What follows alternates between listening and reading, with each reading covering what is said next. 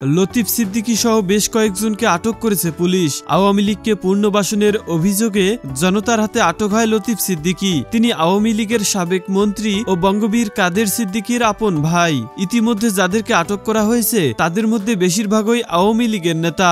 বাংলাদেশের মুক্তিযোদ্ধাদের নিয়ে গঠিত নতুন প্ল্যাটফর্ম মঞ্চ ৭১ আয়োজিত এক অনুষ্ঠানকে কেন্দ্র করে ব্যাপক উত্তেজনা তৈরির পর আটকের ঘটনা ঘটে। এই প্ল্যাটফর্মটি সমন্বয় করেছেন অধ্যাপক আব্দুল্লাহ আল মাহমুদ বীর প্রতীক ও সুপ্রিম কোর্টের জ্যেষ্ঠ আইনজীবী জেটাই খান পান্না।